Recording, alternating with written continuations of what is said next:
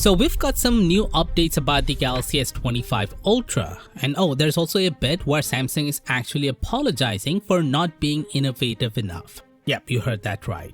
So first up, let's talk about the rear camera design of the S25 Ultra. Last month, OnLeaks gave us a first look at the S25 Ultra. Almost everyone agreed that the phone would have rounded corners. But the real debate started when it came to the camera setup.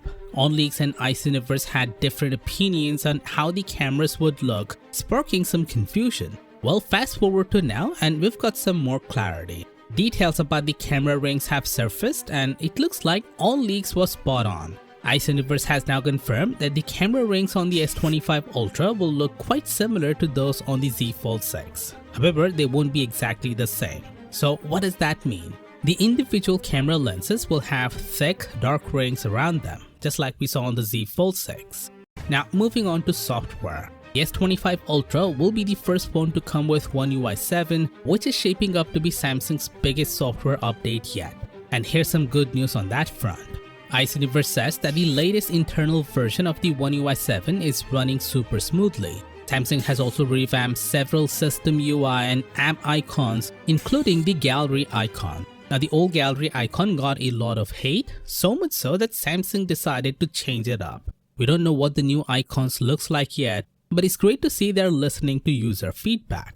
Speaking of listening to feedback, Ice Universe also mentioned that Samsung is adding more widget options in One UI 7. In fact, he says One UI 7 has the most and the best widgets compared to any other skin or operating system out there. We've already seen a few of them, like a pill-shaped weather and clock widget and a screen time widget. There's even a new 2x2 size widget for routines, allowing you to feature 4 routines inside. Of course, there's more to come, but we'll just have to wait and see what those new widgets will look like.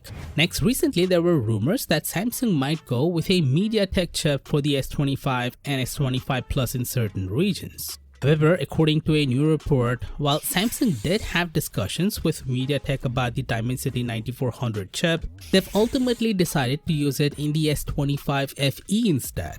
What this means is that the S25 and S25 Plus will likely stick with the Snapdragon 8 Elite across all regions. The Exynos 2500 is still facing some yield issues, so it's more than likely at this point that Snapdragon will be the go-to choice for the entire S25 lineup, which is great news. And while we're on the topic of the S25 FE, Korean media reports that it's gonna have a thinner body measuring 7.6mm, 0.4mm thinner than the S24 FE. It's all in line with the rest of the S25 lineup, which is seeing a similar reduction in thickness across the board. The S25 FE is also set to keep the same 6.7-inch display, so no changes there.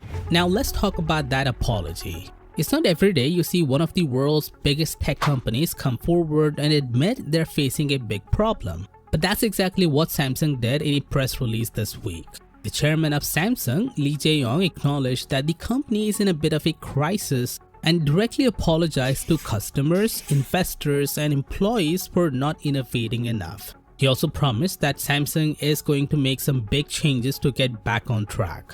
One of those changes? Samsung has already put a 6-day work week in place for executives to create a sense of crisis among leadership and push for improvements. This apology came right after Samsung announced its Q3 2024 earnings guidance, where it expects to make an operating profit of $6.8 billion, which is about $900 million short of what analysts were expecting. To be clear, this apology mainly addresses Samsung's poor performance in its memory, semiconductor, and chipset division. However, those divisions are closely tied to the company's smartphone business, so any breakthrough in those areas is bound to have a positive effect on future Galaxy phones. But don't get me wrong, just because their innovation has slowed down doesn't mean their products are lacking in quality. The Galaxy lineup is still one of the best on the market. However, the drive for groundbreaking innovation that made us all fans in the first place, that's been missing for a few years now. But it's good to see they're acknowledging the problem and are making efforts to fix it.